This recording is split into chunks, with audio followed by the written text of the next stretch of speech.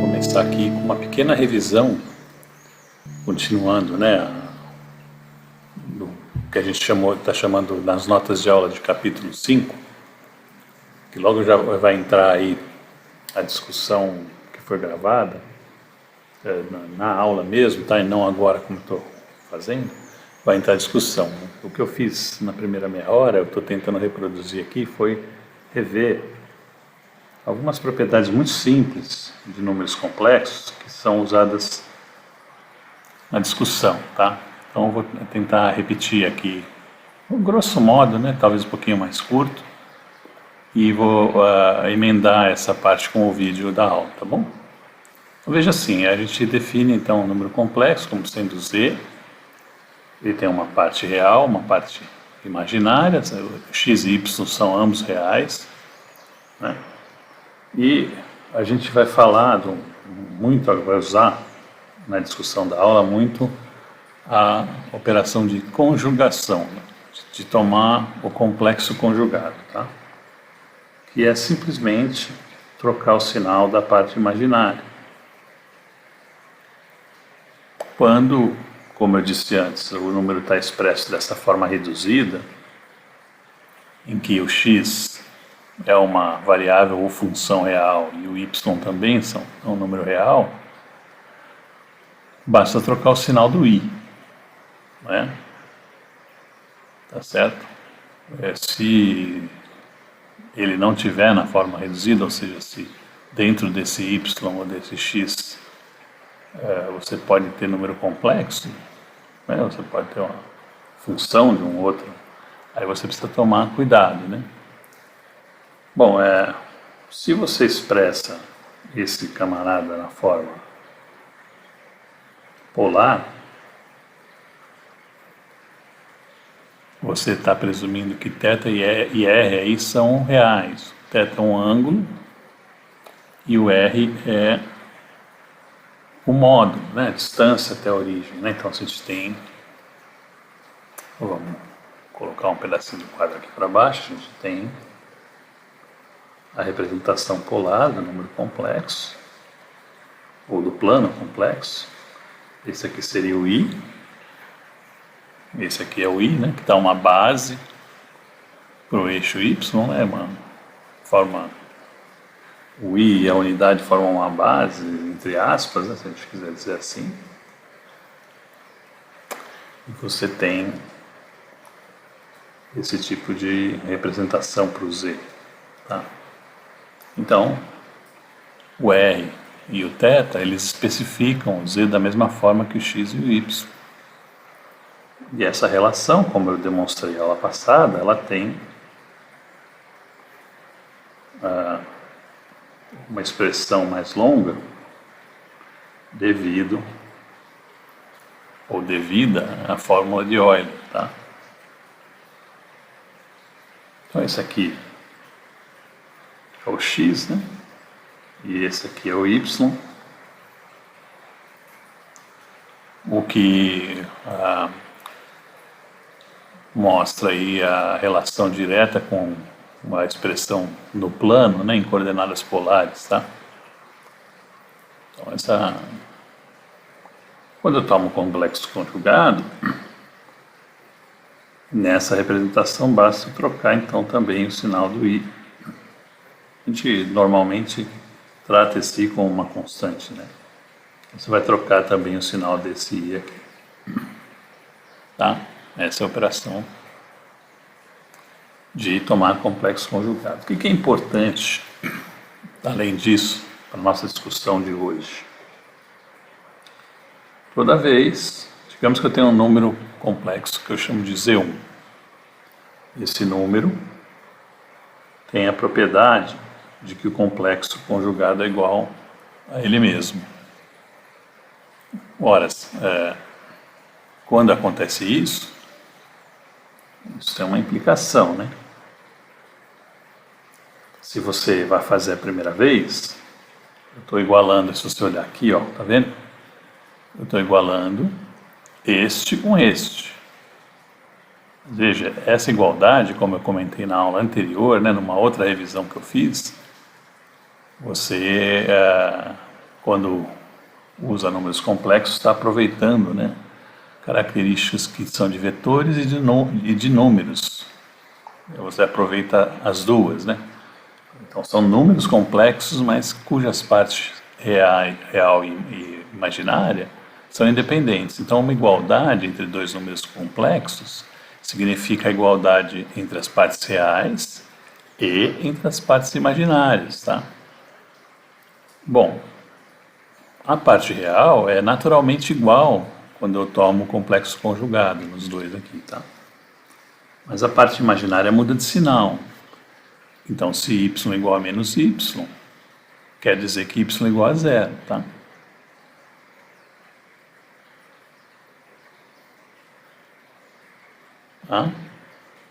Então,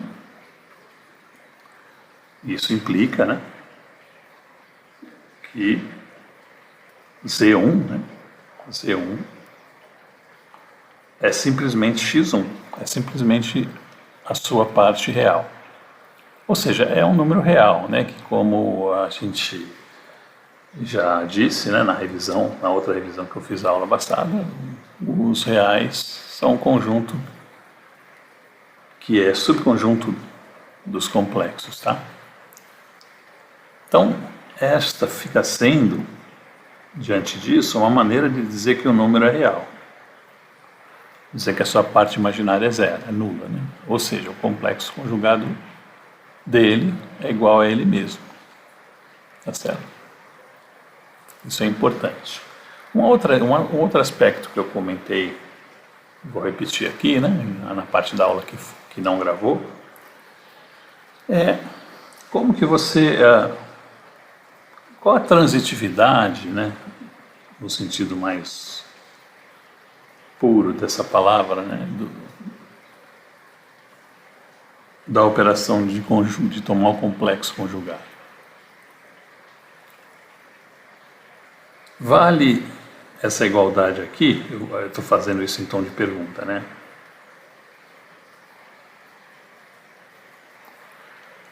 Então estou fazendo uma pergunta aqui com essa igualdade é válida ou não? Ou seja, se eu pego uma função qualquer de um número complexo e tomo um complexo conjugado desse novo número complexo, que é uma função do outro, né? Isso aqui é o mesmo que conjugar primeiro o argumento e depois fazer a função? Então deixa eu te dizer quando que isso aqui vale, né? A gente está acostumado com funções que tem funções que têm séries de Taylor.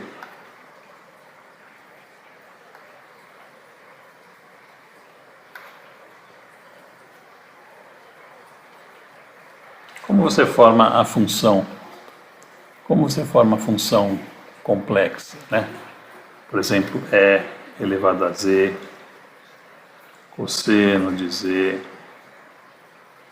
seno de Z, log de Z e assim por diante, tá? Como você forma essas funções? Você faz igual você faz para operadores também, né? Você substitui uma série de Taylor. Então, f de Z é igual uma soma com n igual a zero até infinito de AN Z elevado a N. Tá? Agora, na série de Taylor, isso aqui é real. Tá? Porque é a derivada de f calculada em z igual a zero, que é um ponto do conjunto complexo, que é o zero, né? O zero é um número real, que pode ser também dito como imaginário, né? ele pode ser... O zero tem essa peculiaridade, ele pode ser chamado tanto de real puro como imaginário puro, né? Uma vez que I vezes zero é igual a zero também. Da mesma maneira que o zero e menos zero são a mesma coisa, mas de qualquer maneira é real, né? Ele é real no sentido que se eu conjugar ele vai dar ele mesmo, tá? Tá aqui, ó. Os ANs da série de Taylor são números reais, tá? Porque são derivadas calculadas no z igual a zero nesse caso aqui, né? Que eu estou usando a expansão de Taylor em torno do zero, né? Então, é claro que se você fizer uma série de Taylor expandida no entorno de um número complexo que não seja o zero, aí você vai precisar reconsiderar isso aí, né? Mas essas funções aqui têm séries de Taylor facilmente expandidas, né? Em torno do zero, né? Então a gente tem como regra formar a função simplesmente pela substituição do argumento, né? Quando é um operador, no caso aqui é um número complexo, dessa maneira. Neste caso, eu preciso ainda responder se o produto de números complexos, né? Porque aqui tem um produto, quando eu faço o conjugado, né? Dá o produto dos conjugados, tá certo? Ou seja, eu preciso responder essa questão. E para isso, você vem aqui nessa representação aqui, ó. Então, olha como a gente já usa a representação polar, tá? Deixa eu voltar aqui e escrever um produto. Pega um produto, vou colocar aqui do lado, Z1 vezes Z2, e eu quero mostrar aqui o conjugado do produto é o produto dos conjugados. É isso que eu quero mostrar, porque isso me convém agora, esse passo aqui, de demonstrar que eu posso colocar o conjugado no argumento da função, tá? Então, como é que fica isso aqui na representação polar? Fica R1 elevado a I θ1, perdão, vezes R2 a I θ2, que são as representações polares de Z1 e de Z2, respectivamente, aqui na ordem, tá? Bom, mas isso aqui são produtos, né? Entre escalares, né? Tá bom? Então, o R1 e o R2 podem ser colocados aqui do lado esquerdo, sem problema nenhum. E essas exponenciais, né? Quando eu formar aqui o produto, eu posso representar como sendo simplesmente a soma dos ângulos aqui, né? Porque uma propriedade das exponenciais é que o produto de duas delas é sempre uma exponencial da soma dos argumentos, não é isso? Muito bem. Então está aqui. Agora veja, se eu conjugar o produto inteiro, como eu estou querendo fazer aqui no início, ó, está aqui o produto inteiro, ó, o resultado é esse, tá? Então, basta... Então, o que eu teria que fazer aqui? Eu tenho que, já que eu chamei Z1 desse, eu tenho que indicar o conjugado aqui, né? Tá certo? Mas veja, isso aqui é o mesmo que trocar o sinal do I aqui. É a regra que eu tenho. Eu tenho um módulo aqui, tem um ângulo resultante aqui, troca o I. Mas esse resultado aqui é perfeitamente idêntico, né? Se, em vez de trocar o I no final, eu troco ele aqui antes e depois faço a soma dos expoentes, tá? Portanto, eu poderia ter conjugado, porque isso aqui é o Z1 estrela, ó. Esse aqui é o Z1 estrela. E esse aqui é o Z2 estrela. Então vale essa igualdade para produtos, tá?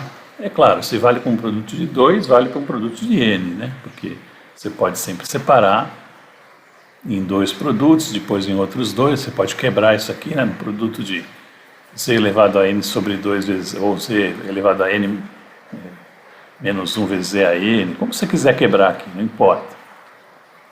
Você tem N fatores, né? Você pega, sei lá, os 3 primeiros e os outros, ou os 2 primeiros, os outros são 2, então você vai quebrando até chegar em 2 a 2, né? 2 a 2 vale. Então você consegue estender para uma potência qualquer. Veja que aqui é o caso de Z1 igual a Z2, então é um caso ainda mais específico, né? Tá? Então vale. Também o conjugado da soma é a soma dos conjugados. Essa é uma propriedade trivialmente verificável, também não vou ficar aqui verificando todas, questão de início de curso de variáveis complexas, né? Portanto, você vai ver que neste caso, em que eu tenho uma série de Taylor com coeficientes reais, vale essa relação aqui. Então veja, funções com série de Taylor em torno da origem, né?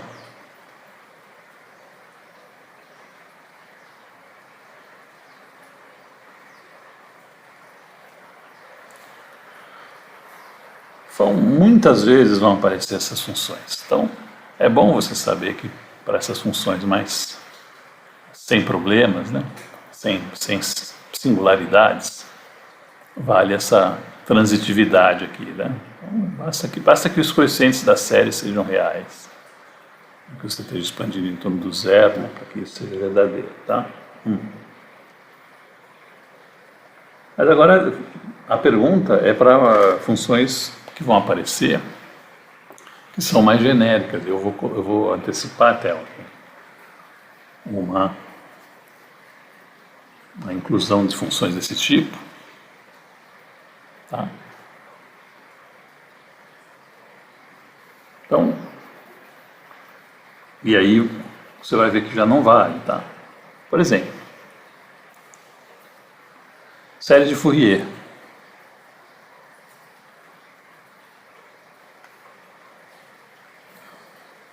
Isso vai chegar, né, em algumas aulas, possivelmente depois do recesso, vai chegar essa parte. Ou talvez até antes, né? Então, como é que eu vou expressar aí uma função qualquer de uma variável real, no caso aqui? Ela vai ser expressa, né, dessa maneira aqui, uma soma igual a n igual a menos infinito até mais infinito de AN é aí nx, ou nx sobre 2π, alguma outra, um fatorzinho de normalização aqui, tá? Não vou me preocupar com isso agora, tá? E a gente vai verificar que se essa função é real, esses coeficientes têm que ser complexos, porque aqui eu tenho um número complexo, né? Então, se você fizer isso aqui, ó,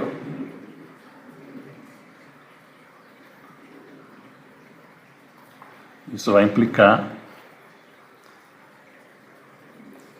em A n estrela igual a A menos n. Então, eles têm essa propriedade em que o A estrela, o coeficiente não é real, porque ele não é igual a ele mesmo, mas sim ao par dele, né, ao parceiro dele na série, que tem o sinal trocado do índice.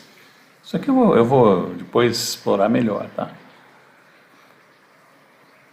Então, se, por exemplo, eu formar agora uma função de um número complexo, estender isso aqui, né? Agora o z é complexo, isso aqui vai ficar mais complicado, né? Então, esse cara é complexo e esse é complexo, não é? Em geral, quando eu tomo o complexo conjugado de f de z agora, e essa operação não tem nenhum requerimento sobre ela, né? Porque agora eu tenho um número complexo aqui. Isso aqui é diferente de f de z estrela, tá? Só como exemplo, tá? Em que isso aqui falha, porque os coeficientes da série são complexos. De uma maneira mais geral, e foi isso que eu falei na primeira metade da aula, que não ficou gravado, eu não abordei a série de Fourier, tá? Pode ser que tenha essa parte da série Fourier tenha confundido um pouquinho você. Vai ficar claro conforme a gente vai discutindo, mas de uma maneira geral, uma função qualquer, ela pode ter uma expansão com coeficientes que são indexados por inteiros e não por naturais, né? E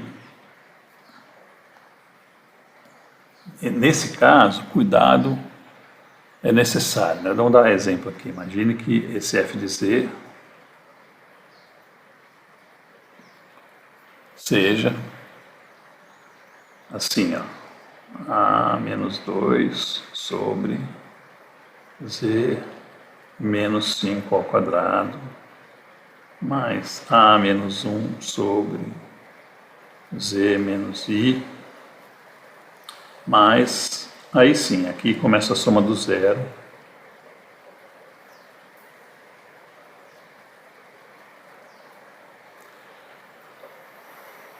Então, uma série dessa não é uma série de Taylor, tá?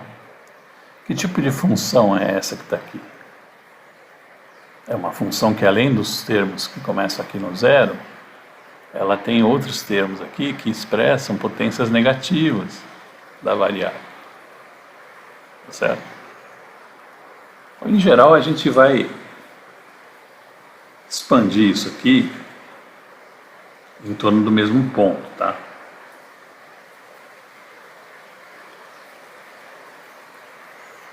E isso é muito conveniente para você tratar o que a gente chama de singularidades. O que seria uma singularidade aqui? Olha, quando o z vai para i, essa parte aqui da série dá zero, né? Mas aqui eu tenho singularidades, eu tenho que ela diverge. Quando isso aqui vai para i, esse aqui está tendendo a infinito e esse aqui também. Tá bom?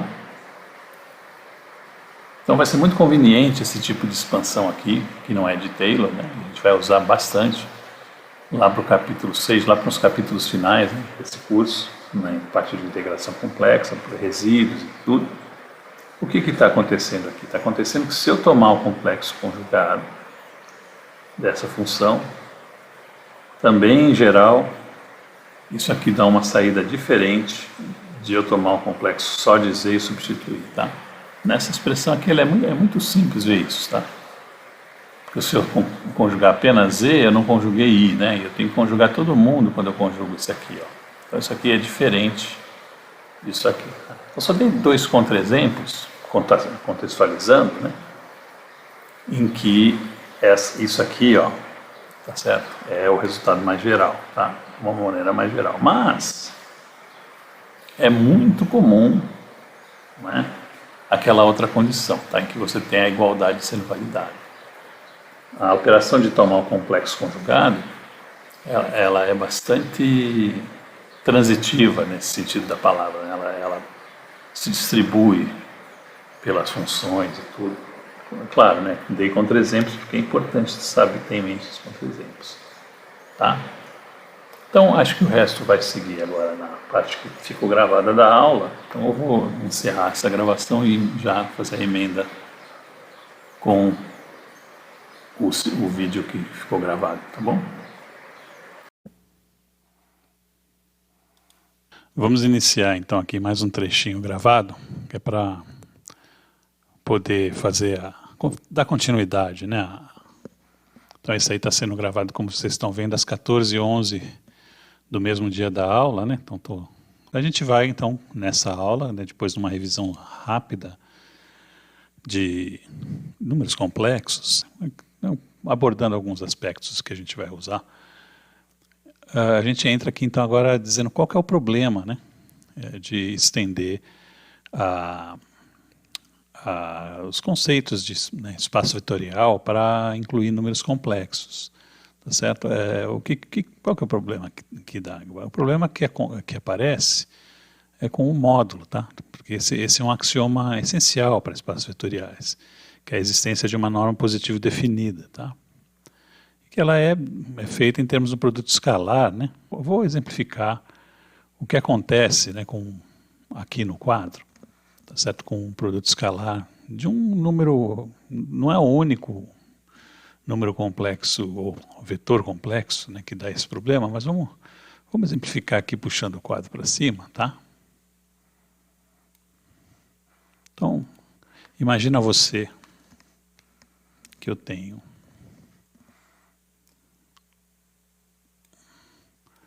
o seguinte arranjo, né, que é um vetor U igual a U1, U2, U3, em números complexos agora, tá?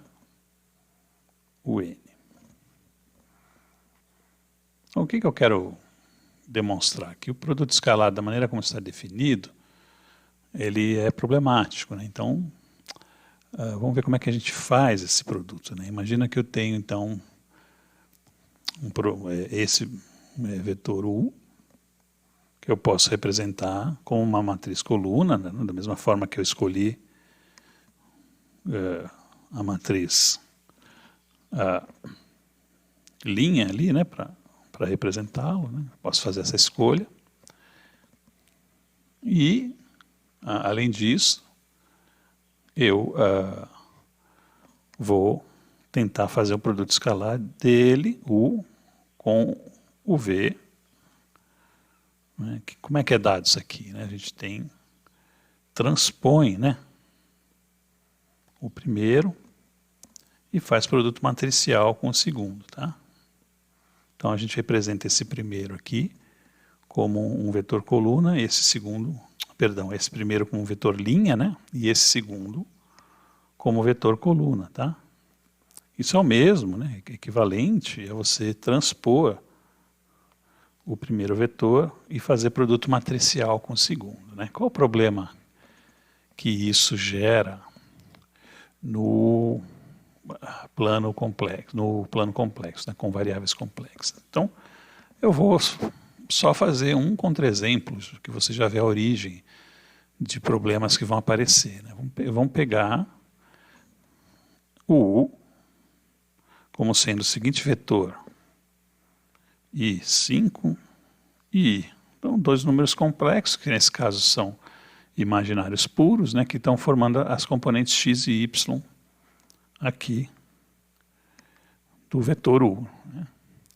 E eu vou fazer o produto escalar dele com ele mesmo, que teria que ser uma quantidade positiva definida, né?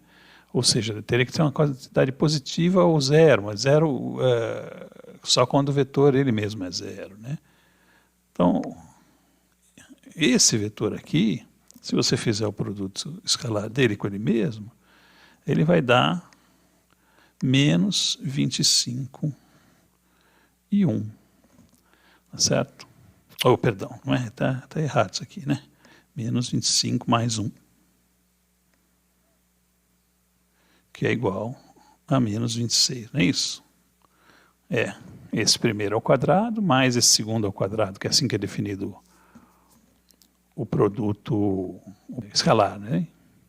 Então, há problemas aqui, né, que eu preciso, então, corrigir, porque eu tenho aqui com o resultado da distância, né, do módulo quadrado do vetor, que seria a quantidade que eu quero positiva, né, ela deu negativa, né, como você vê aqui.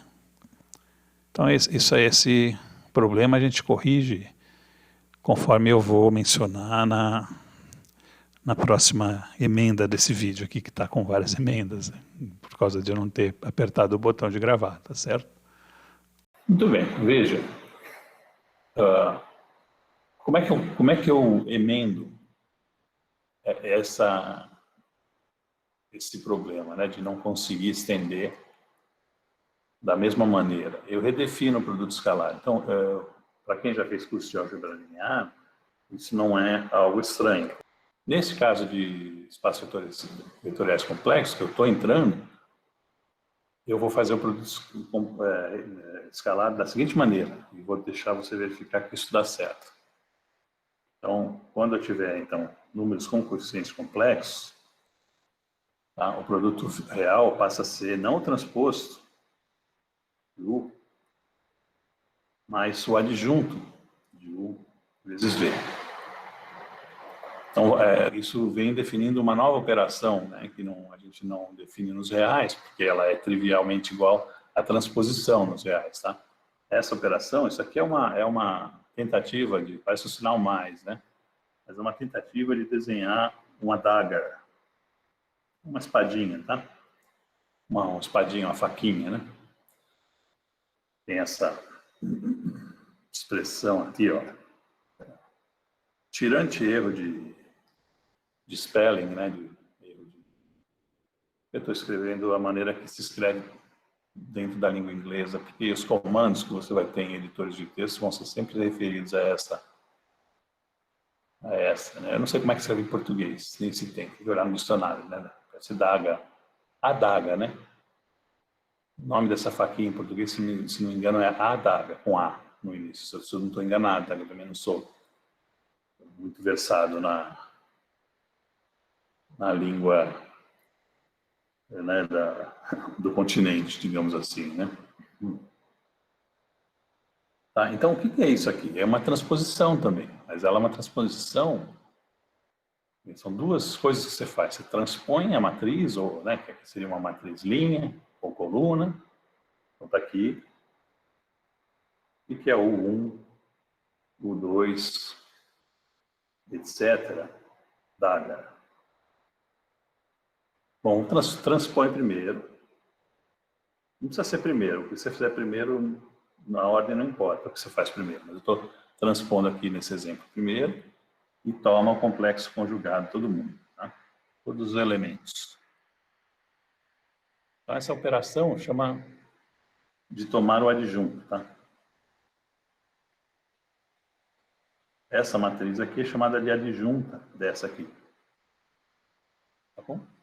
Vale para uma matriz quadrada também, tá? Como é que você faz uma matriz quadrada? Isso aqui, M da H, né? A adjunta de uma matriz é o mesmo que tomar o complexo conjugado e transpor, que é o mesmo que transpor primeiro e tomar o complexo conjugado. Como é que eu tomo o complexo conjugado de uma matriz?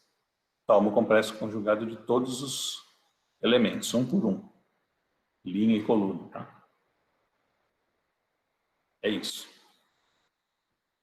Essa operação, além de ser importante para redefinir o produto, né, o produto escalar, tá? Que é um produto importante, ela também vai ser importante para outra discussão, né, sobre invariância do produto escalar. Que agora não vai ser quando ela é ortogonal, mas sim quando ela é unitária, e nós teremos a preservação do modo. E quando as matrizes são reais, ser unitário é o mesmo que ser ortogonal, tá? Isso que é um produto, uma matriz unitária, só para falar, antecipar aqui, ela satisfaz essa propriedade. O produto da transposta, entre aspas, ou da adjunta por ela mesma, é o mesmo e ela mesma pelo produto da adjunta e da identidade, que às vezes eu denoto por um, simplesmente, que ou às vezes eu enfatizo que a gente tem uma identidade aqui do lado, né, uma matriz N por N também, no caso de matriz quadrada. Tá? Essa propriedade aqui, das matrizes que satisfazem, elas vão garantir que o produto escalar permanece invariante.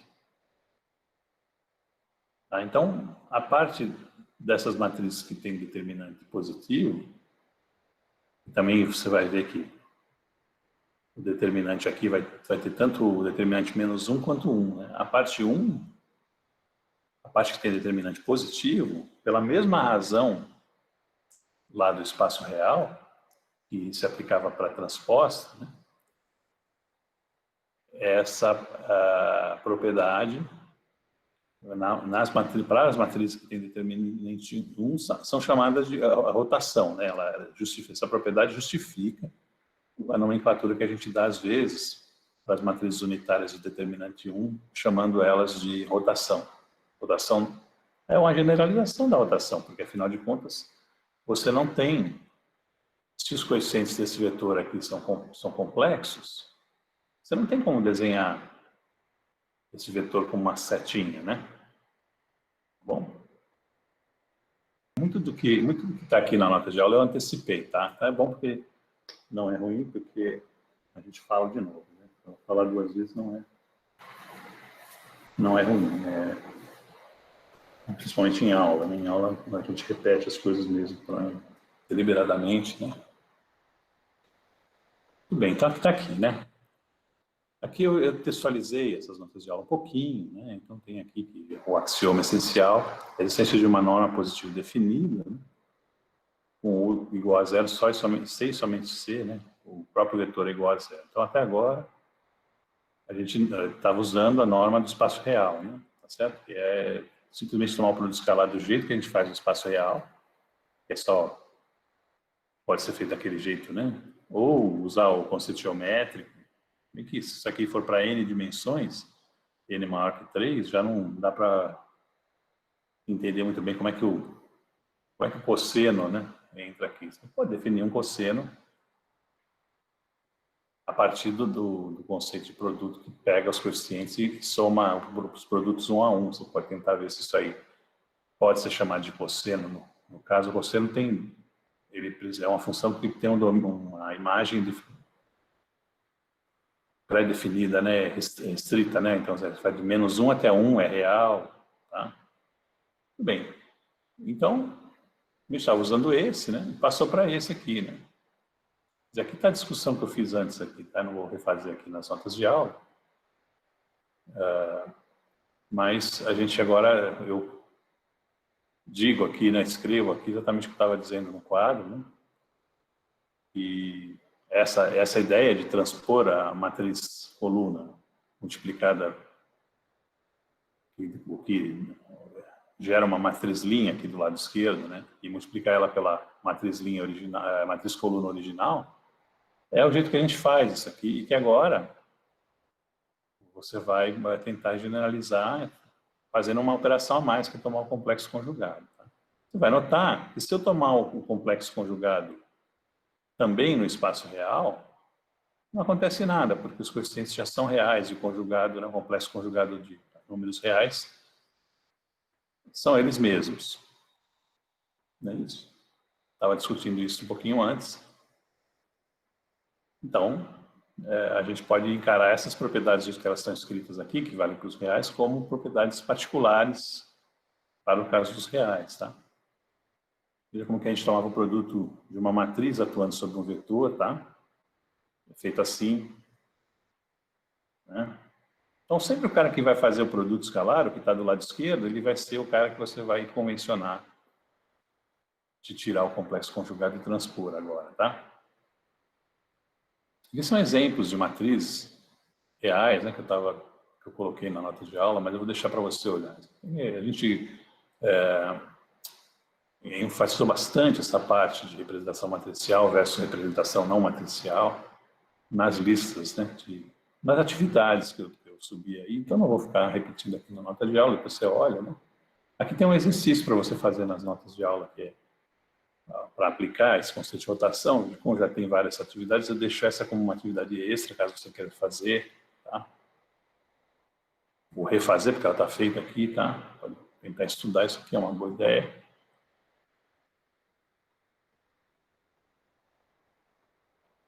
Aqui está, só na página 5, né, que eu começo com a proposta que eu acabei antecipando aqui no quadro com vocês hoje, tá?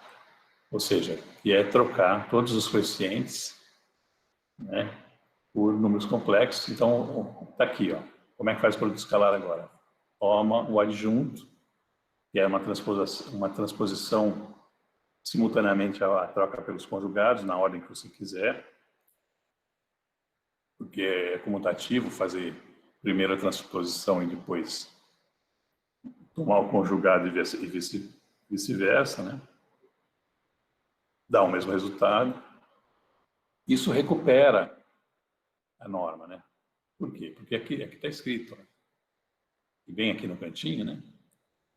Você vê que isso aqui vai te dar agora uma soma de quantidades positivas, né? Aqui eu tirei a raiz também, para já dar a tal da distância, né?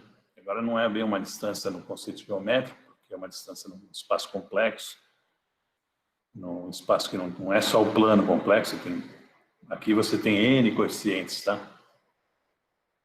Então, é um conceito, né, que ainda é generalizado, está sendo generalizado.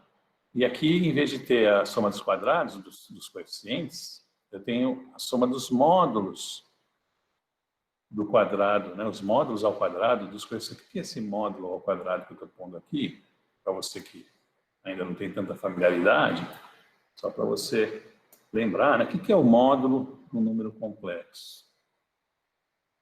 Então tem que tomar cuidado, porque o módulo, ele muitas vezes admite a mesma notação.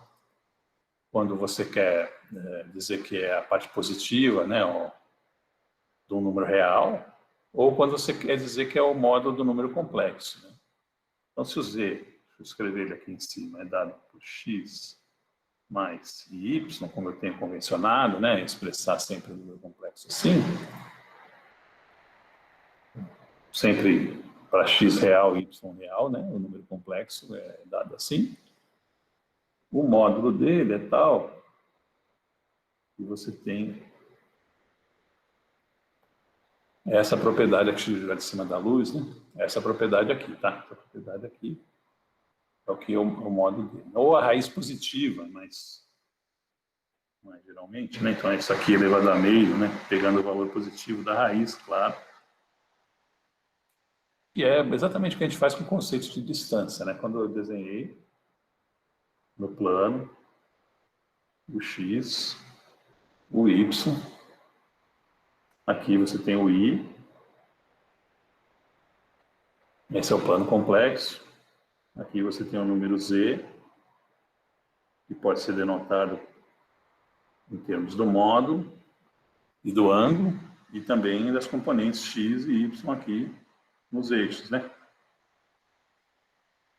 O módulo é esse tamanho ainda aqui, ó. Tá?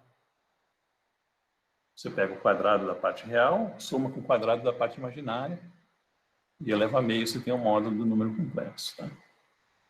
Então, é um conceito que não é um conceito alienígena para vocês, tá certo? Se você quiser, você mostra, né? E esse é um dos exercícios que você vai fazer numa revisão, possivelmente, que o módulo de z ao quadrado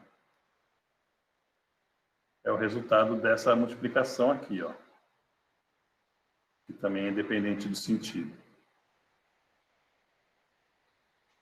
Você toma um complexo conjugado e multiplica por ele mesmo. Tá? Isso retorna para você o módulo quadrado. É importante saber isso aqui, porque essas coisas aparecem, né? Quando você está fazendo manipulações algébricas, elas aparecem dessas maneiras diferenciadas aqui que você precisa interpretar. É muito comum, né, aparecer esse tipo de produto, né? Ou aparecer assim, ou você está buscando o módulo, ou ele aparece porque você fez uma operação qualquer. Tá? E você precisa identificar isso aqui com aquele Rzinho. Bom, isso aqui, eu estou ainda fazendo, né, o que seriam pequenas revisões aqui durante o discurso. Né?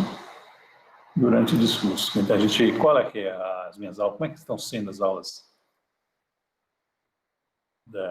nesse formato agora, né? Então, eu resolvi que eu vou sentar com vocês, né, e estudar as anotações de aula que eu costumava passar no quadro, tá certo?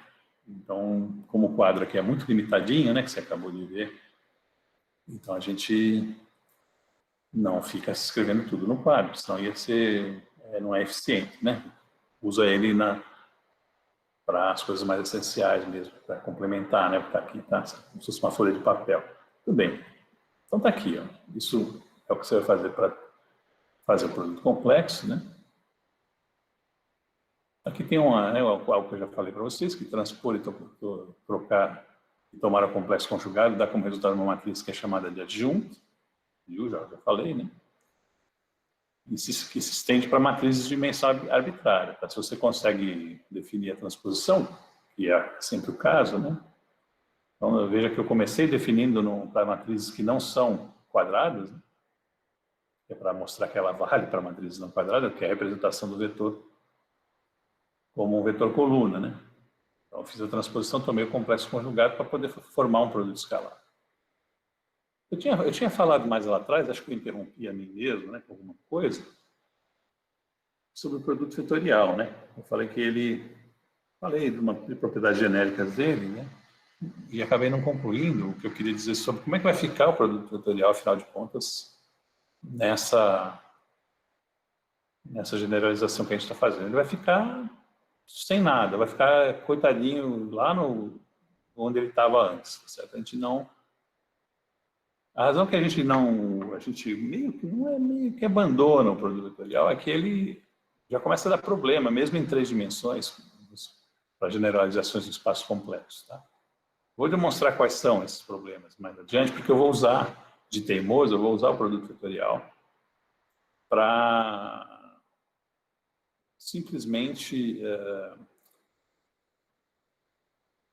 minimizar um pouco uma derivação que eu vou fazer mais adiante. Não sei se vai dar tempo de fazer isso, mas se fizer vai aparecer. Se você fuçar as notas de aula, lá no capítulo 6, acho que eu já falo disso. Tá certo? E veja que esse capítulo 5 tem três conjuntos de anotações, né? Tem um complemento também, tá? Então são quase, deve estar umas 50 páginas no total, talvez um pouco menos, talvez um pouco mais, né? Algumas notas de aulas chegam a perto de 30 páginas, mas a maioria tem uma média de 15. A média seria 15, tem anotação que tem 10, tem outras que tem 20, 20 é um número que eu vejo mais, tá bom? Então, veja, é isso que eu tinha a dizer sobre o produto vetorial. Ele vai ficar, se ele aparecer, ele ainda está definido como era antes, tá? A gente não mexeu, certo? E ele não vai aparecer muito, né? Porque ele pode dar problema, eu vou explicar depois qual tipo de problema que ele dá na definição original, né? Então, para nós aqui, essas cautelas bastam, né? Então, aqui, por exemplo, calcule as adjuntas dessas matrizes aqui. Como é que fica? Né? Essas são matrizes complexas. São as matrizes de Pauli, para você que já viu um pouquinho, né? Essas matrizes têm propriedades que são... eu já vou explicar, né? Como é que é a adjunta do sigma x? Vamos pegar aqui, subir o quadro. Vou reescrever as matrizes de Pauli aqui.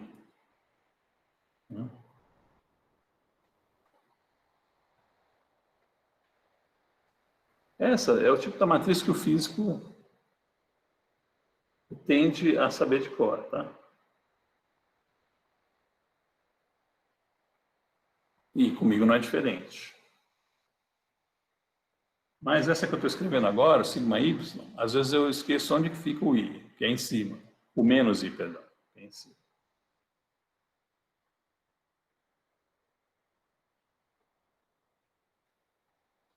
Tá? Ela tem um menos i, né? A Z, por razões que depois eu posso até explicar, é impossível você esquecer que o menos 1 fica na parte de baixo e ela aparece a identidade, ela é quase uma matriz de identidade, tá? Coube aqui, coube, né? Quase uma matriz de identidade, deixa eu tirar aqui, porque eu estou evitando essa luz aí, né? Essa luz é importante, senão hoje está um dia mais nublado, né? Então eu fico com medo de usar só a luz natural e depois ter que gravar outro vídeo, né? Tá certo? Pode acontecer sempre. Se eu estou fugindo muito aqui do enquadramento, tá certo. Olha,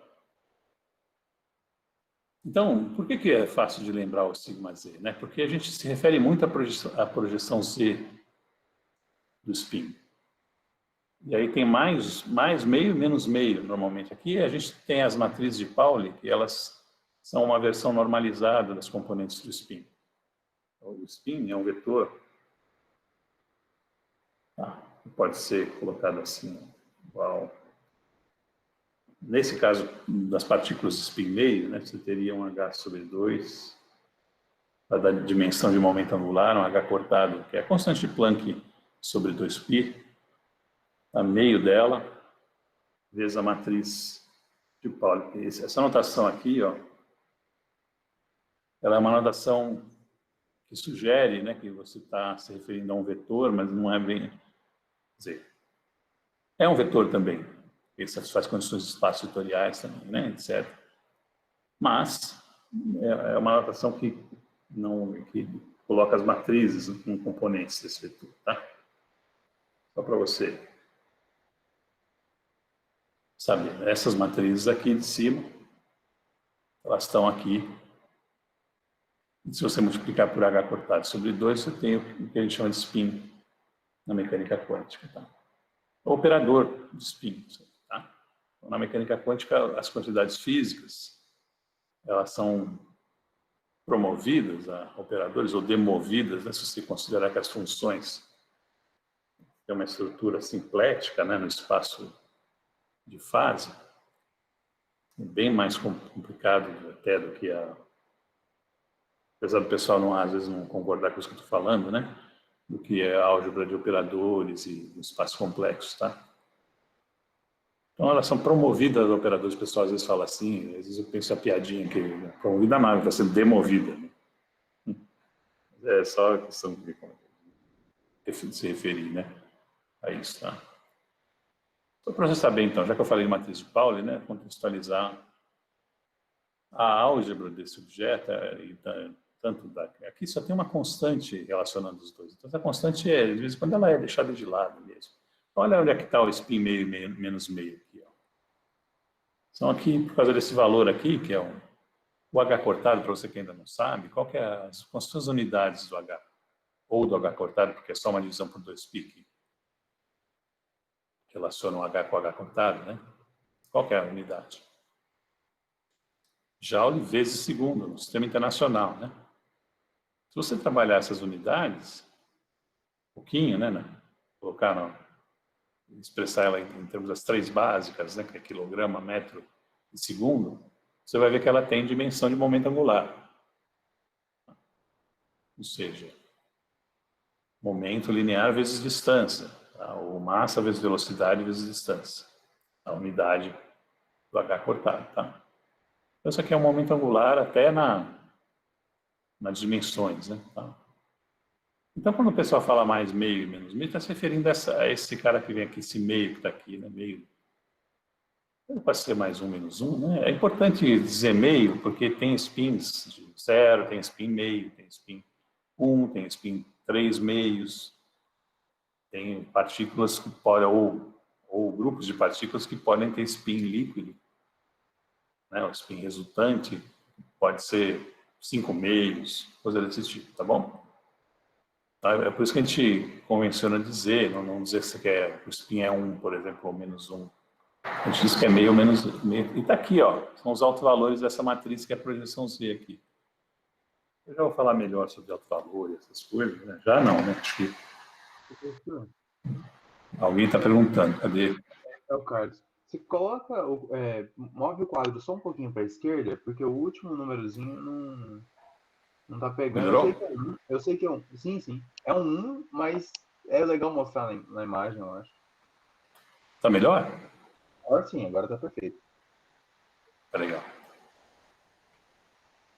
Isso aqui a gente pode resolver. Deixa eu ver assim. Vai ficar alinhadinho, né? Pode resolver aqui. Espera aí que eu estou tentando resolver.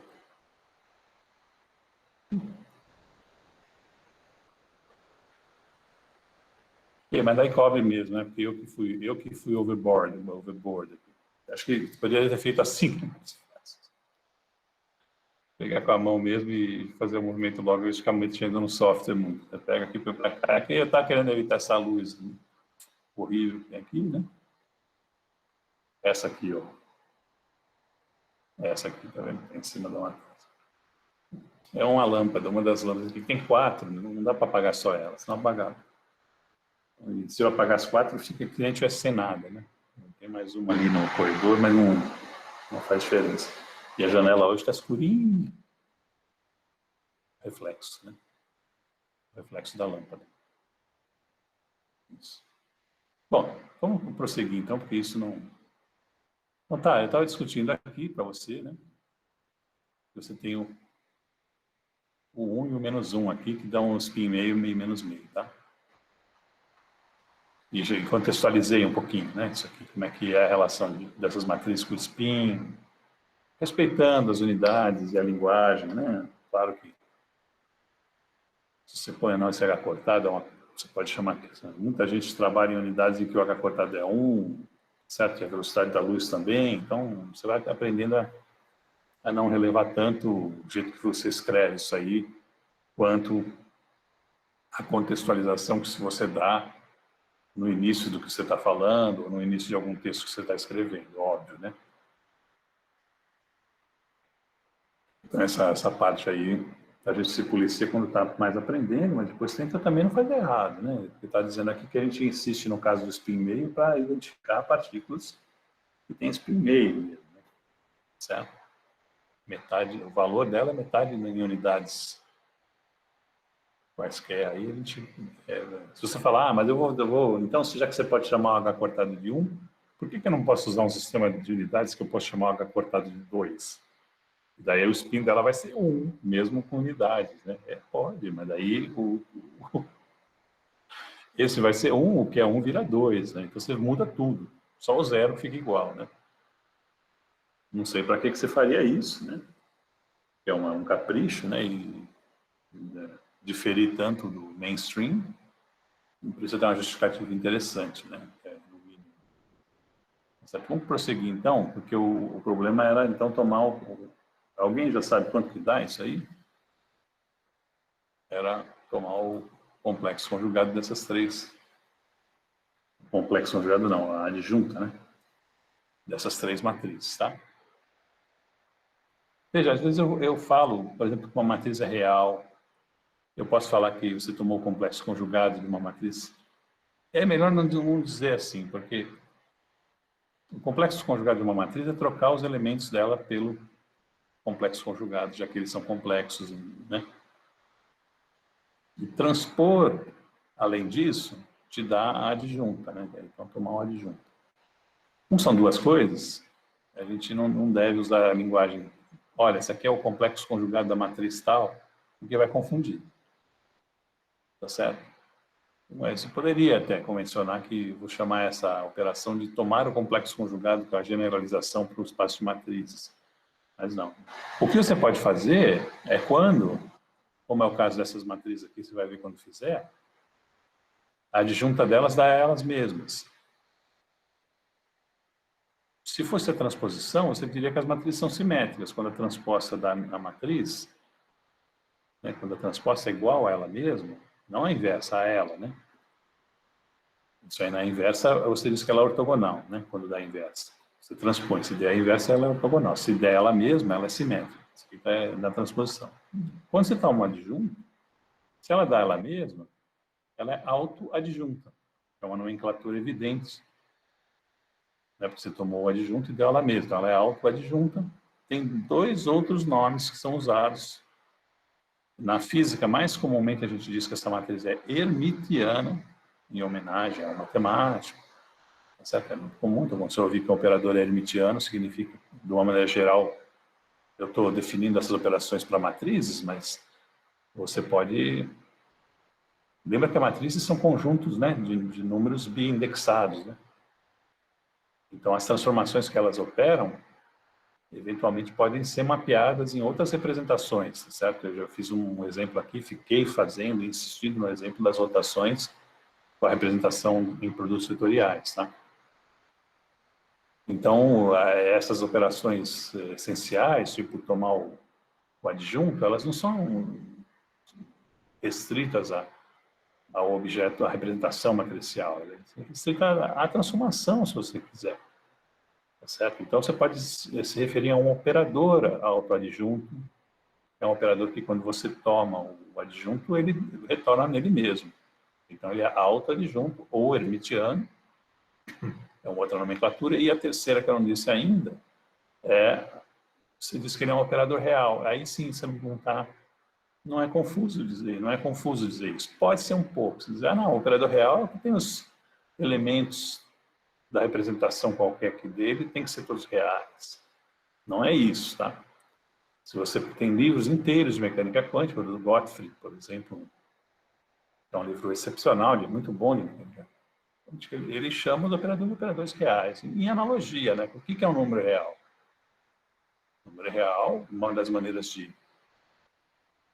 de expressar que o número é real é dizer que o complexo conjugado dele é igual a ele mesmo, não é verdade? A gente explicou isso no comecinho da aula como revisão. Então ele é autoconjugado? A gente não tem essa terminologia, a gente diz que ele é real. O complexo conjugado dele, da ele mesmo, ele é real, que é um subconjunto dos complexos. A matriz, a gente usa muitas vezes a mesma terminologia para a matriz ou para o operador. Né? Quando ela é autoadjunta ou hermitiana, a gente pode chamar de real também. É menos frequente, tá? Menos frequente. Mesmo entre os físicos, tá? Mas é elegante, porque ela... Eu ia falando, né, no começo, de onde vem a notação de Dirac, que eu acabei também não concluindo, né? Historicamente, essas coisas, quando surgiram lá no começo do século XX, né, elas não eram muito usadas. Então, o pessoal quis fazer uma notação que expressasse que aquele produto escalar era um conceito estendido, e não aquele produto escalar da geometria mais mequetrefe, como eu costumo dizer aqui, né? Por isso, acho que tem a impressão, eu também estou tirando da minha cabeça, não sou historiador nem nada, né, que essa notação de Dirac acabou pegando em função dessa distinção, né, que os usuários queriam fazer dos produtos já comuns na mecânica clássica, na mecânica em geral, né, no eletromagnetismo também, né, da notação com flecha em cima, o produto escalar com pontinho. Então, a gente, na mecânica quântica, por uma razão puramente histórica, né, a gente abandona esse negócio de pôr vetor em cima. Não precisaria, né, porque você está fazendo uma generalização, né, você poderia unificar a notação também, né. Claro, você precisa saber, quem está usando precisa saber em qual terra que está pisando, né, para pegar. Até dá para entender por que fizeram essa distinção, e aí criou-se, né, notação. No fundo, você está fazendo um monte de coisas quando você usa a notação de Dirac, que são coisas que você já fazia um monte, sem até perceber, no produto escalar, no espaço mais familiares, espaços mais familiares a você. Vamos lá. Então, depois desse suspense todo, para ver, né, para demonstrar que isso aqui é autoadjunto, né, como é que a gente faz? Bom, basta transpor e tomar o complexo conjugado, é uma coisa que você faz aqui olhando para essas matrizes, tá? Qual é a transposta dessa aqui? É ela mesma, né? E o complexo conjugado? Ela é real e simétrica, então ela é autoadjunta imediatamente. Dá para perceber, né? O que você quer que eu faça? Então, diga ou cale-se para sempre, né? Essa aqui, a hora que eu faço a transposição, esse menos i vem aqui para baixo e esse i positivo vem aqui para cima. Aí ela já não é ela mesma, né? Ela não é simétrica. Mas, se eu tomar o complexo conjugado, ela retorna nela mesma. Então, ela é autoadjunta. Então, quando se toma uma adjunta, que é transpor e tomar o complexo conjugado, ou tomar o complexo conjugado e transpor, dá a mesma coisa, ela dá ela mesma, não é autoadjunta. E essa aqui também. Essa aqui, a transposição dá ela mesma, de novo, né? Essa aqui também é simétrica. Tá bom? Então tá aqui, ó. Aqui tem isso por extenso, né? As matrizes que tem essa propriedade de você toma uma adjunta e retorna nela mesma, incluem essas matrizes de Pauli. Quando eu falei lá para você, isso aqui é basicamente o spin, as partículas spin meio, né? A menos de uma constante multiplicativa. Se você já fez um curso de mecânica quântica, você imediatamente diz, então eu já sei que elas são hermitianas. Elas são reais ou autoadjuntas, tá? É a mesma, essas três nomenclaturas. Tá certo? Porque uma das regras para a gente quantizar a mecânica clássica, ao promover as funções, né, que é momento angular, momento, posição, a gente, ao promovê-las ou demovê-las, como eu brinquei anteriormente, a operadores, né, a gente exige que esses operadores sejam reais ou autoadjuntos, ou hermitianos. Tá? Por que tem essas exigências? A gente vai ver aqui nessa nota de aula. E eu estou indo bem devagar, pelo jeito. Eu estou olhando para o relógio aqui, e eu estou indo bastante devagar, não tem problema. Como é um assunto que a gente está entrando que é bastante... quer dizer, é novo, né? Assim, no sentido de que A gente, nas outras notas de aula, viu outra coisa, né? Então, a gente ir devagar não é problema nenhum, tá? Se der para fazer, a gente faz nesse tipo remoto. E claro que você vai ter que aprender outras coisas, né, sempre. Né? Faz parte da profissão, né? Faz parte. Certo? O fato delas terem que ser hermitianas, eu já posso antecipar, a gente vai ver aqui, mas eu posso antecipar, está ligado aos autovalores que a gente demonstra, né? Que todos esses objetos operadores que são hermitianos têm autovalores reais. E os autovalores estão ligados ao que a gente observa. Então, os autovalores do operador de energia, que é o hamiltoniano,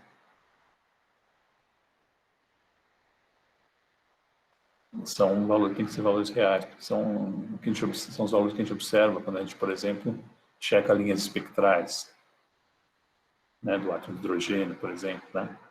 Aqueles caras que você vê ali naquelas linhas, eles estão ligados ao espectro, né, energético do átomo, tá?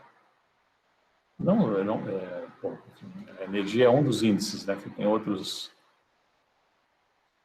outros números que se usam como identidade, né, para aqueles valores, para aquelas linhas, né? Tipo, momento angular, né, spin, certo? Às vezes você vê duas linhas, mas que têm a mesma energia, porque elas têm spin diferentes, por estar associadas, né, a spins diferentes. Né?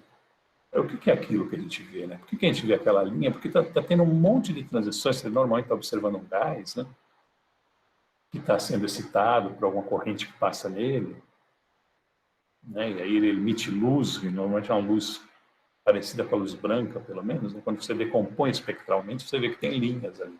Em vez de ter um contínuo, tem linhas. Né?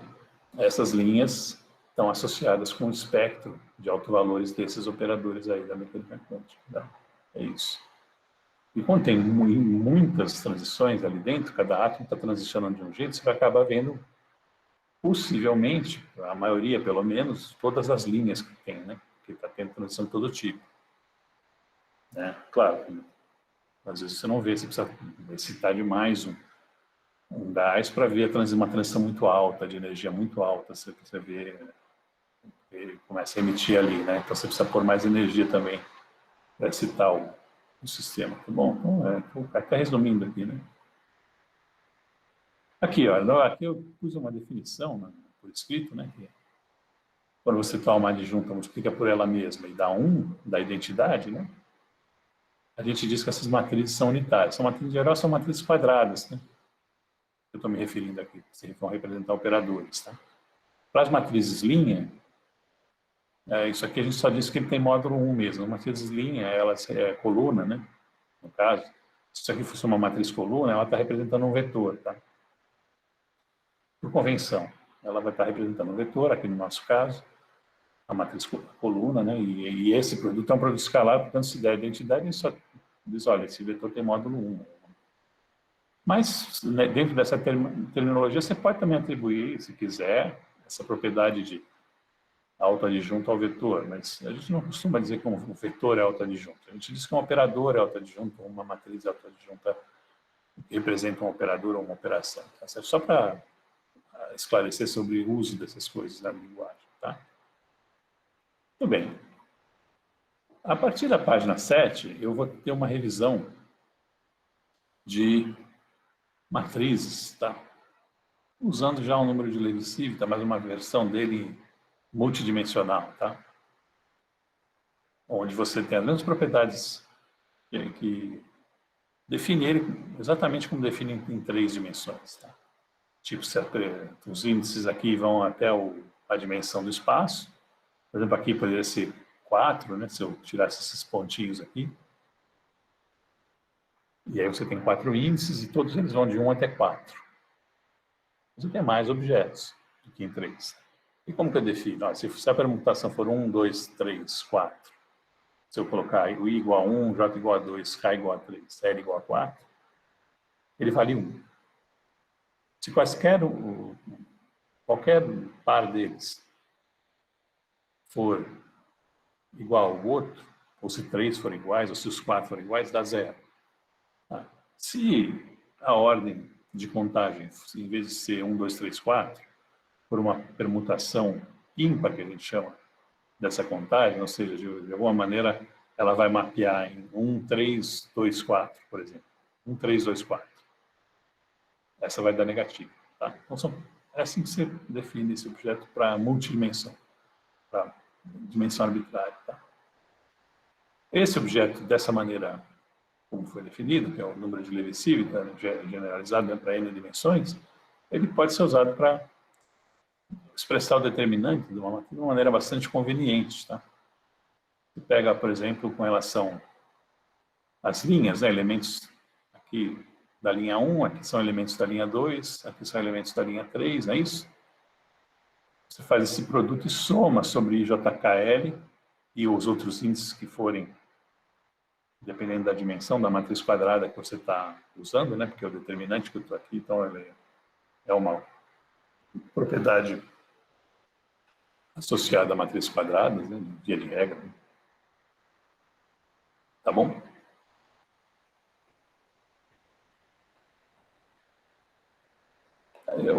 Então, aqui eu acho que nessa página 7 a gente entra numa revisão que inclui, inclusive, matrizes reais. Tá? Por isso que aqui eu voltei aqui no produto vetorial, que eu estava já botando ele para fora da festa, né? Mas ele está aqui ainda, ele só está no cantinho, tá? Não está fora da festa. Eu vou usar, inclusive, mais para frente. Aqui estou dizendo 3 dimensões, uma matriz A. Olha como é que eu expressei essa matriz A. Isso vai ser importante para a discussão que a gente vai fazer sobre autovalores e autovetores da matriz, tá? Ou valores próprios, como a gente vê às vezes no curso de álgebra linear, e vetores próprios da matriz, tá? Você pode expressar de uma maneira bastante informal aqui, né? A matriz como sendo um conjunto de vetores coluna, tá? Essa aqui é a primeira coluna, eu expressei como A1, a segunda coluna como A2, a terceira coluna como A3, tá vendo? O AJ são as 3 componentes do vetor, do jésimo vetor aqui. Então, isso aqui vai formar a matriz, você encarando cada uma das colunas com um vetor. Você pode fazer isso para as linhas também, se quiser. Se quiser botar um vetor em cima do outro, como se fossem... Tá?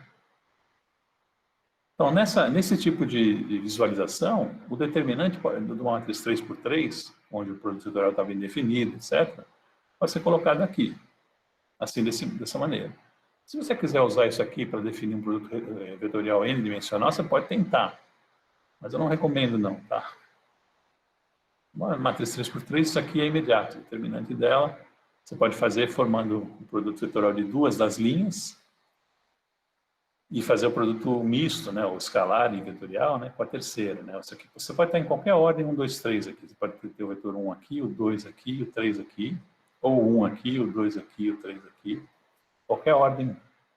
Se você colocar uma permutação anticíclica, você troca o sinal aqui. Tá? Como é que a gente visualiza essa relação aqui? Faz você usar o número de Levi-Civita em 3 dimensões, né? Para expressar esse produto misto aqui, ele pode ser expresso assim. Ele cai aqui do lado direito, expresso dessa maneira aqui. Ó. Mas veja, isso aqui é o mesmo que eu pegar esse vetor aqui, né? A linha M, né, o primeiro componente, na linha M, o segundo componente, na linha L, a terceira componente.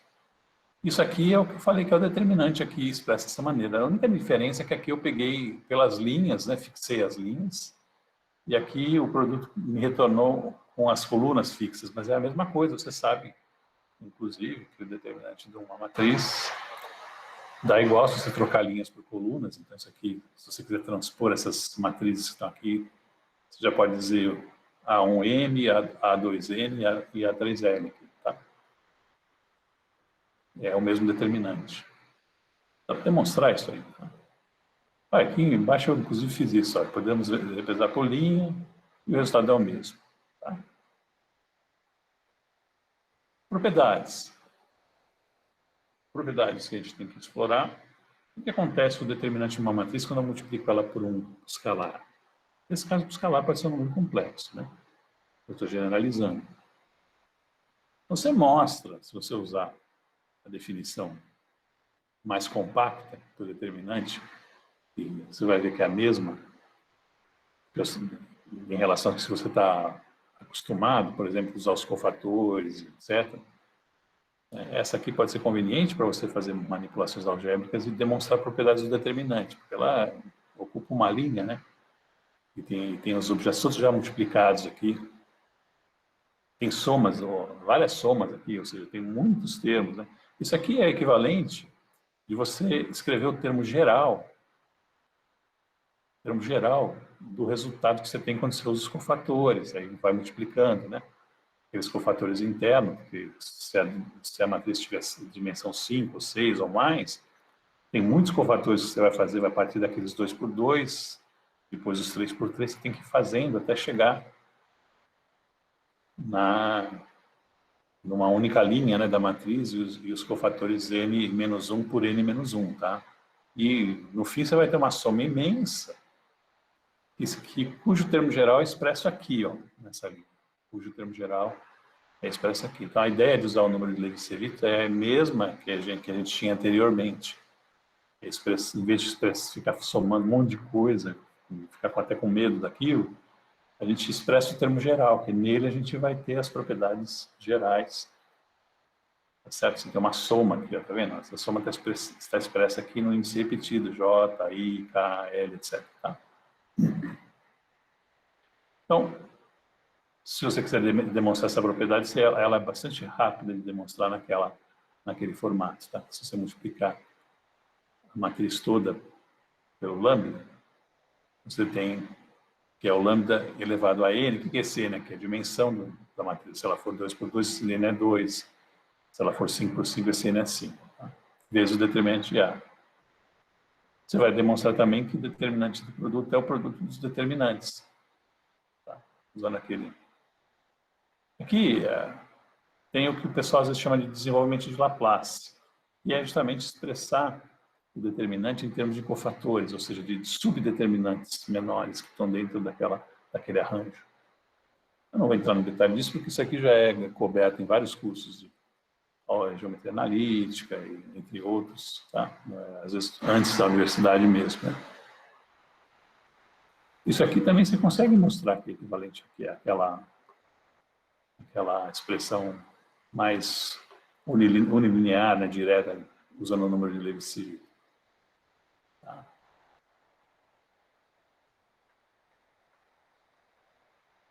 Aqui tem um exercício para você fazer. Ó. Mostre que o determinante muda apenas por um fator de escala se substituirmos uma coluna ou uma linha por uma combinação linear de colunas ou linhas. Está feito aqui, tá? Eu vou recomendar que você olhe. Esse exercício fica bastante tranquilo de fazer se você usa o termo geral, né? Se usa a expressão do determinante em termos do tensor ou número de Levi-Civita. Tá? Está desenvolvido aqui. Você vê, eu vou ocupar a aula reproduzindo esse exercício aqui, tá? Isso nesse caso, você tem em particular, né? Quando o lambda é igual a 1 aqui, né? O que é o lambda aqui? Veja. Vamos lá. Só falar um pouquinho de como eu fiz isso. Eu troquei uma das linhas aqui, ó. Escolhi a linha 3, ó. Aqui estão os elementos associados à linha 1, esses aqui são associados à linha 2, esses aqui são associados à linha 3. Eles todos estão somados dentro da linha. Ó. O I soma em todos os elementos, o J também soma. Então tem somas aqui. Essas somas somam um monte de termos, depende da dimensão, você tem vários termos. E eu peguei então uma linha e substituí por uma combinação linear de linhas. Ó, o próprio A3 tem um lambda, a linha 1 tem um beta, eu não coloquei aqui, mas vai aparecer a linha 2, a linha 4, a linha 5, a 3 já está aqui, não vai aparecer de novo. Então é isso que está representado aqui, nesse 3 e nesse 1 aqui. E aqui nesse pontinho você tem todas essas outras linhas. Tá? Cada uma tem uma constante multiplicativa para expressar o fato que é uma combinação linear das linhas que está aparecendo. Tá? Então, veja, se eu escrever a linha 3, né, substituir a linha 3 por essa combinação, é o que eu chamo de substituir a linha por uma combinação de linhas. Certo? É a mesma coisa, né? Tá bom? Vai aparecer esse objeto que estava aqui, vai ser agora esse parêntese. O resto é trabalhar isso aqui, mas veja, o caso lambda igual a 1, por isso que eu voltei aqui, ele quer dizer, né, que o lambda é igual a 1, ou seja, a linha 3 não foi substituída por uma combinação genérica de linhas, mas sim foi somada a uma combinação das outras linhas genérica. Tá? É um caso particular, o lambda igual a 1 significa somar a linha 3 combinações das outras linhas. Tá? Nesse caso, a gente vai demonstrar aqui lá para baixo, né? Na verdade, deixa eu completar aqui, né? Porque eu já vi ali que o resultado... Cadê?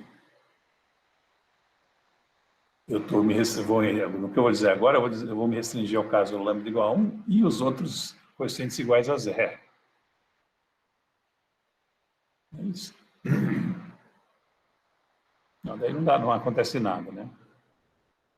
Na verdade, eu vou fazer ao contrário. Imagina agora que eu deixo um lambda qualquer e ponho beta igual a 0 e todos os coeficientes iguais a 0. Ou seja, esse caso é eu multiplicar a linha por uma constante, tá?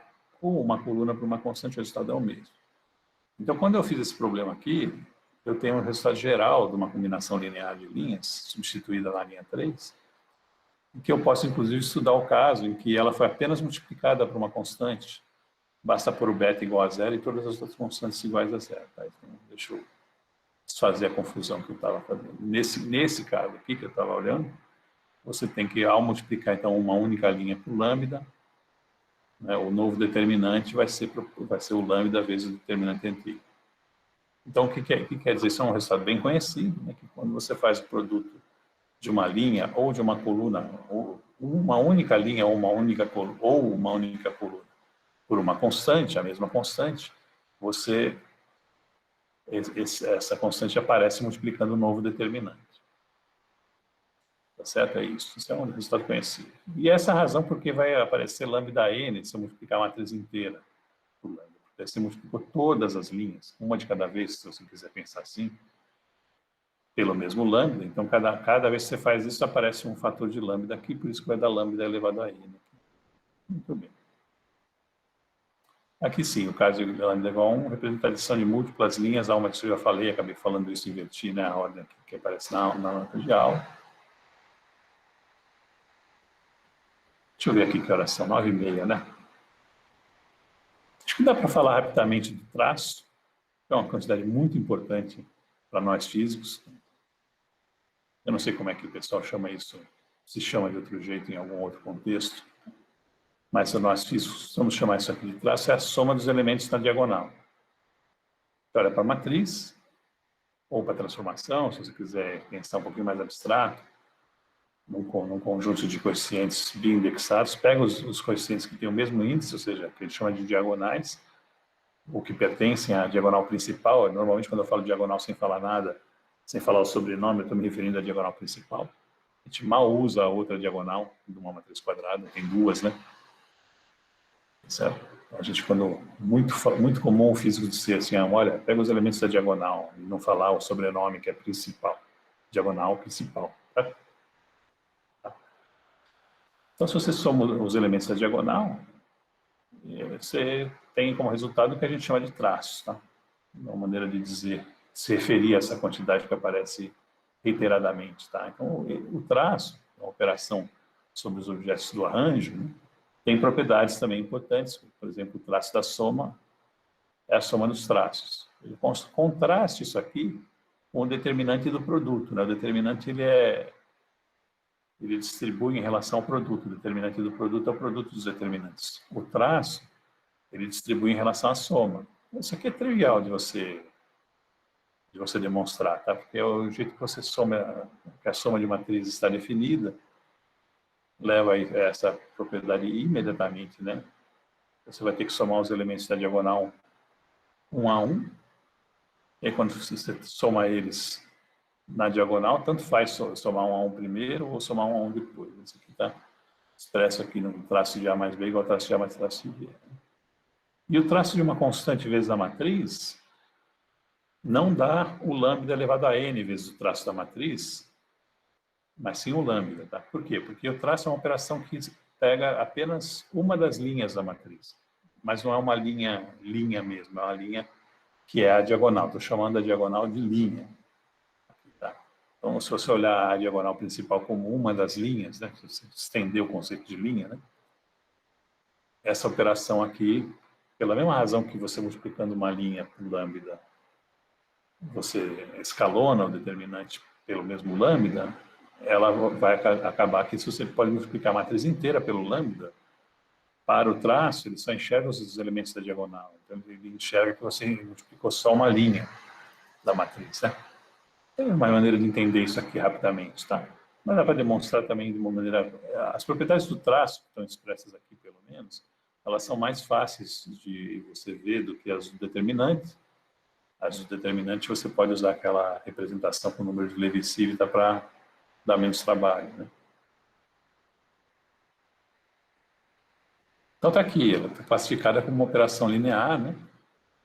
Que gera um número a partir de uma matriz, por exemplo, ou de uma representação, ou de uma transformação bem indexada, se você não quiser falar. Tá? Ou de um escalar a partir de um operador também, é outra maneira de dizer isso. Tá? Calcule o traço da rotação em 3 dimensões. Voltando lá no nosso,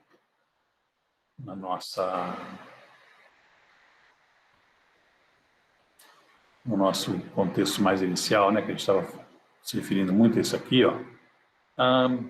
Eu substituir isso aqui para tirar essa diaba aqui, tá vendo isso aqui, ó? Isso aqui é a demônia da Díade que me perseguiu durante uns anos, mas eu já abdiquei de me expressar assim, eu tinha feito isso.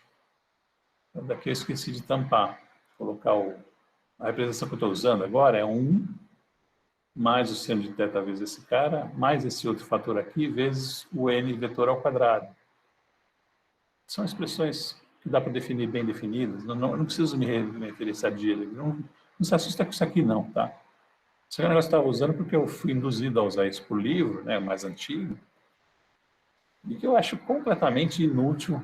Vou falar de novo, isso aqui eu falei numa dessas aulas anteriores, principalmente no contexto que a gente está fazendo esse curso aqui, só para confundir. Tudo bem que ele é um objeto que pode ser estendido, pode ser definido como um tensor, então ele tem todas as propriedades algébricas, tem base, é até bacaninha, mas eu já julgo o indivíduo pelo serviço que ele pode prestar também, sabe? E o outro que eu estou falando, que é o N, esse aqui, ó, esse outro indivíduo aqui, que eu deixei ele ao quadrado na representação que eu tenho usado mais recentemente, ele já não estende as propriedades algébricas. Eu já falei que fere propriedade associativa e tal. Né? Só acho que gosta menos porque ele é mais limitado. Mas para o que a gente precisa aqui, na verdade, esse cara atrapalha, esse cara aqui, tá? Esse Díade é um objeto que é um tensor, que você tem regras de formação, como é que ele atua. Isso aqui, você tem 2 vetores, não tem nenhum produto indicado entre eles, né? O pessoal convenciona a chamar isso aqui de Díade e tem uma regra de atuação. Como é que é a regra de atuação? Quando você atuar à direita, você toma um produto escalar com o primeiro vetor, que às vezes eles são diferentes aqui, tá? No caso aqui são iguais. Mas você toma um produto escalar do vetor que está sendo atuado com esse que está à direita aqui e projeta ao longo do que está à esquerda. Essa é uma maneira de definir. Em mecânica quântica, só para te chamar a atenção, isso aqui é o projetor, é um projetor unitário, por exemplo, um projetor. Ele teria um Bra e um Ket aqui, emparelhados ao contrário. Tá? Lá na mecânica quântica, ele tem mais função. Ele é importante, mas para você expressar operadores, né, em função deles, aí tudo bem, lá tudo bem. Mas lá ele não vai nem aparecer assim, com esses vetores assim, vai aparecer com Bra e Ket. Aí você vai pensar que é outra coisa no começo, lá, no seu início de carreira, né? É a mesma coisa, tá? Agora aqui, nesse contexto de vetores tridimensional, não é isso aqui fora, esse Díade aí, certo?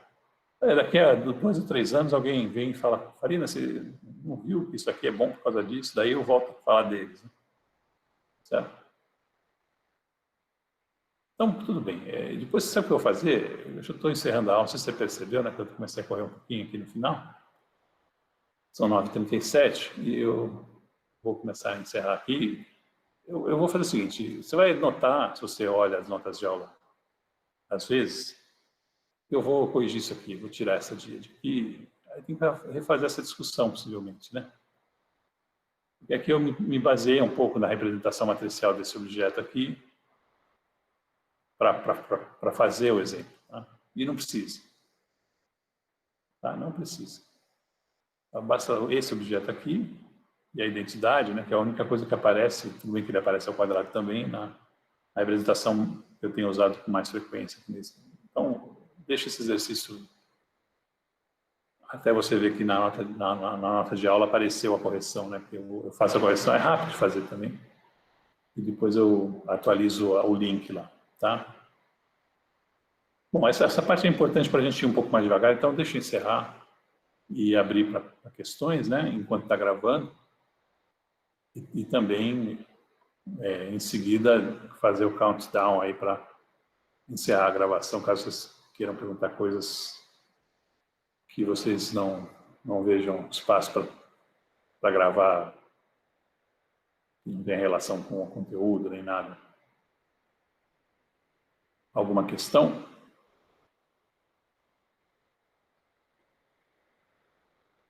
Não, né? Então eu vou interromper a gravação agora, tá? Eu estou fazendo.